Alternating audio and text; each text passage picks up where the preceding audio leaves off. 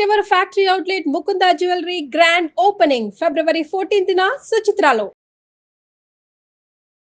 నమస్తే రమ్మగారు. నమస్తే జయ. మహాశివరాత్రి శుభాకాంక్షలు అండి. నీకు కూడా మహాశివరాత్రి శుభాకాంక్షలు. సుమన్ టీవీ ప్రేక్షకులందరికీ మహాశివరాత్రి పర్వదిన శుభాకాంక్షలు. శివరాత్రి అనగానే శివుడు జాగారం, అలానే శివుడు ఉద్భవించిన రోజు చరిత్ర కూడా మనం ప్రతి సంవత్సరం చెప్పుకుంటూనే ఉంటాము. ఎప్పట్లాగానే మరొకసారి ఏ సంవత్సరానికి ఆ సంవత్సరం పండుగే కదా రమ్మగారు. అవును కదా. శివరాత్రిని పండుగ కంటే పర్వదినం అనాలి. పర్వదినాలు శివరాత్రులు మనకి వారం నెల నెలా వచ్చేస్తాయి కదా. పైగా జన్మకో శివరాత్రి అని ఒక వాక్యం వింటూ ఉంటాం. జన్మకి ఒక్క శివరాత్రి చేసినా ఒక జన్మానికి సరిపోతుందట, ఆ ఫలితం దక్కుతుంది. జన్మకో శివరాత్రి అంటే అంతే ఇంకా. అయితే శివరాత్రులు మనకి ప్రతి నెల వస్తాయి. ప్రతి నెల ఎప్పుడు వస్తాయి? అమావాస్యకి ముందు రోజు. దీన్ని ఎట్లా నిర్ధారించి ఉండొచ్చు? మన సాధారణమైన ఆలోచన ఏం చేస్తాం మనం? పాడ్యమి, విద్య, తదియ, చవితి, పంచమి, షష్ఠి వరుసగా తిథులు. త్రయోదశి, చతుర్దశి పౌర్ణమి వస్తుంది, లేదా త్రయోదశి, చతుర్దశి అమావాస్య వస్తుంది. వీటిని దేని బట్టి నిర్ధారిస్తారు? జనరల్గా చంద్రుడి తాలూకు కళలు. చంద్రుడు మొదలు పెడతాడు చుక్కలాగాను, ఒక చిన్న అలాగా హల్కంగా, అంటే ఎలాగ అత్యంత అల్పమైన సన్న నూలు పోగులాగా కనపడతాడు. ఆ రోజు ప్రతిపత్తు పాడ్యమే. అవును. అక్కడి నుంచి ఒక రవ. విధినాడు కనపడిన చంద్రుడు తదినాడు తనంతట తనే కనపడతాడు అంటారు. కొంచెం కనిపిస్తాడు. చవితికి కొంచెం, తర్వాత పంచమికి కొంచెం, అట్లా అట్లా అట్లా అట్లా కళలు పెరుగుతాడు, కళలు తగ్గుతాడు. ఇప్పుడు ఆఖరి రోజు ఏమిటి నెలలో? అమావాస్య. అమావాస్య ముందు రోజు చతుర్దశి. ఈ చతుర్దశినే మనం మాస శివరాత్రి అని చెప్పుకుంటాం. అంటే పూర్తి చీకటికి ఒకరోజు ముందు, కొన్ని గంటల ముందు. ఈ రోజున ఏమవుతుంది, ఆకాశంలో ఏమవుతుందో మనకు కనపడదు. అవును, మనం తెలుసుకోలేకపోతాం. అమావాస్య తిథి మంచిది కాదని అసలు కొన్ని పనులు చెయ్యం మనం మన ప్రాంతాల్లో. అమావాస్య అత్యద్భుతమైన తిథి అని భావించే వాళ్ళు ఇంకా కొంతమంది, కొన్ని ప్రాంతాల వాళ్ళు వారి దీన్ని బట్టి, అంటే చంద్రుడికి సూర్యుడికి వారి యొక్క భూభాగము ఏ రకంగా దొరుకుతోందో దాన్ని బట్టి తిథుల యొక్క గొప్పతనాలు అవి నిర్ధారించబడ్డాయి. మనం అష్టమిలు చేసుకోం. అష్టమి మనకి పనికిరాదు. ఒక్క గోకులాష్టమి మాత్రమే చేసుకుంటాం. అవును. ప్రయాణాష్టమి, ప్రవేశ నవమి పనికిరావంటారు మన వైపు. అష్టమి నాడు అష్ట కష్టాలు పాలైపోతాం. అవును. కానీ అష్టమిని ప్రథమాష్టమిగా పూజించే వాళ్ళు ఈ ఒరిస్సా ఆ వైపు అంతా, ఒరిస్సా, బెంగాల్ ఆ వైపు ఇంట్లో మొదట పుట్టిన పిల్లలకి కొత్త బట్టలు కొంటారు, పుట్టినరోజులాగా చేస్తారు. ప్రథమాష్టమి దాని పేరు, మొదటి అష్టమి అని. ఒక అష్టమికి అలా పూజ చేస్తారు. ఓకే. ఇప్పుడు చూడు తేడా, ఎన్ని రకాల తేడాలు ఉన్నాయి మన ప్రాంతాన్ని బట్టి కదా.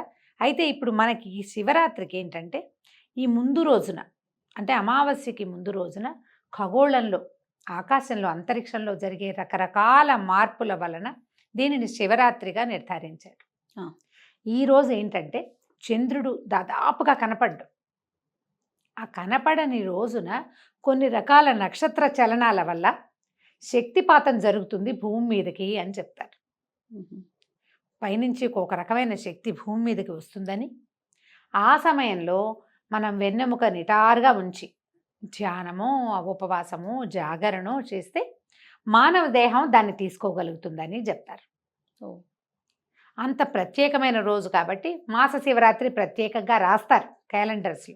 ఈ మాస శివరాత్రి నాడు మనం ఏం చేయొచ్చు? మనం ఏమి చేయం. మామూలు జనాలు ఎవరు ఏం చేయరు.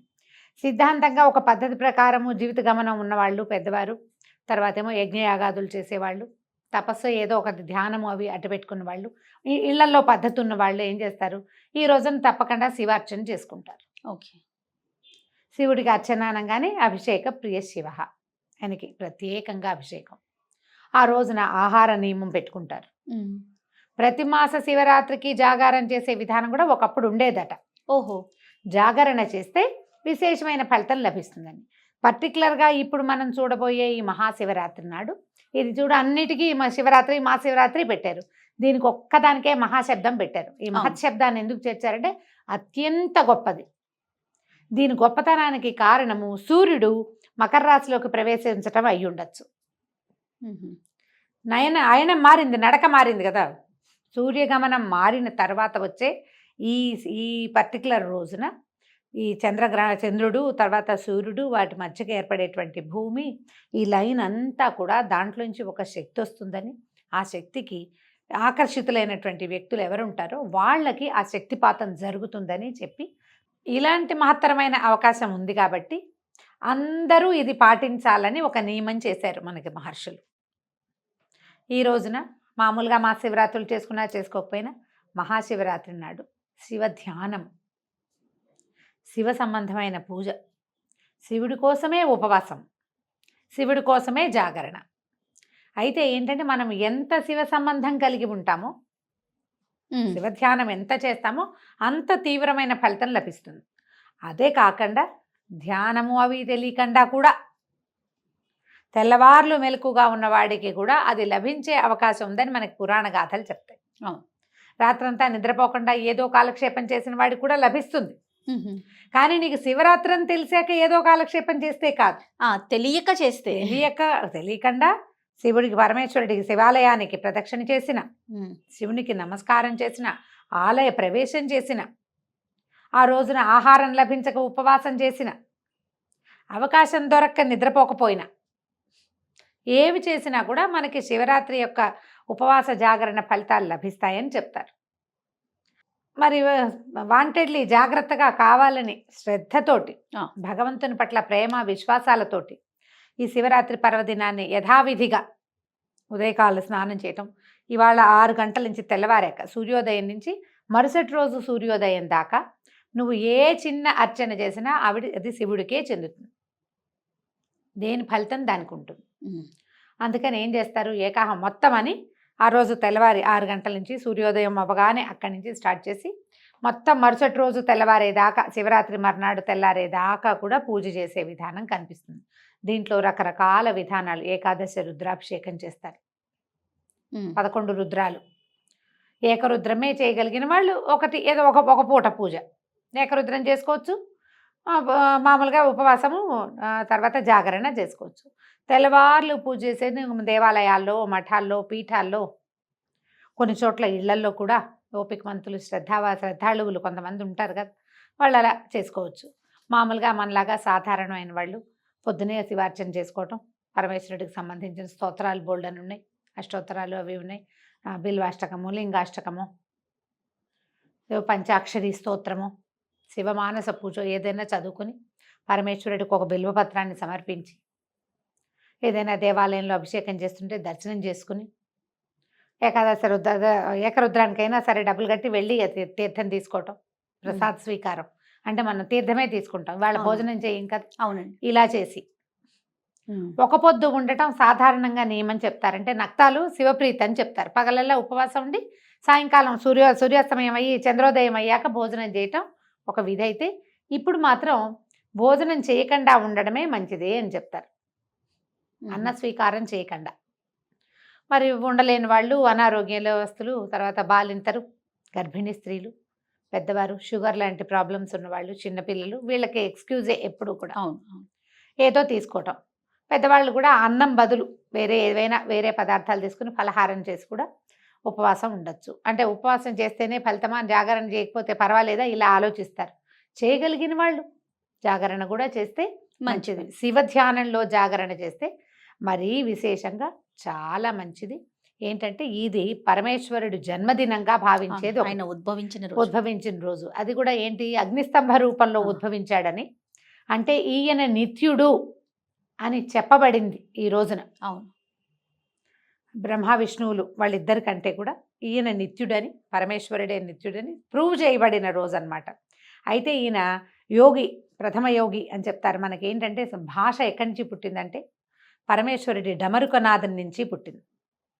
పరమేశ్వరుడు డమరుకాన్ని కదిపితే అందులో నుంచి వచ్చిన రకరకాల శబ్దాలు, ఒకసారి ఇట్లా అనుకో ఒక సౌండ్ వస్తుంది, ఇట్లా అంటే 2 సౌండ్లు వస్తాయి కదా, అట్లా ఆయన కదిపిన శబ్దాల నుంచి, ఆ శబ్దంలో నుంచే ఆ ఈలు వచ్చినాయి. ఓహో, భాష అక్కడే పుట్టింది. అలాగే నిత్యము తపస్సుగా కనపడేవాడు పరమేశ్వరుడే, నిత్య తపస్వి. ఎప్పుడు కూడా ఆయన ధ్యానంలోనే ఉంటాడు. అలాంటి ధ్యానానికి ఆదిమూర్తి ఆయన. పరమేశ్వర ఆరాధన చేసేవాళ్ళు ఆ యోగ సాధనలో వాటిల్లో ముందుకెళ్తారండి. పరమేశ్వరుడు ఏంటంటే ఐశ్వర్యకారకుడు, మోక్షప్రదాత కూడా. మనం జీవించి ఉండగా ఐశ్వర్యాన్ని ఇస్తాడు, మరణానంతరము మోక్షాన్ని ఇస్తాడు పరమేశ్వరుడు.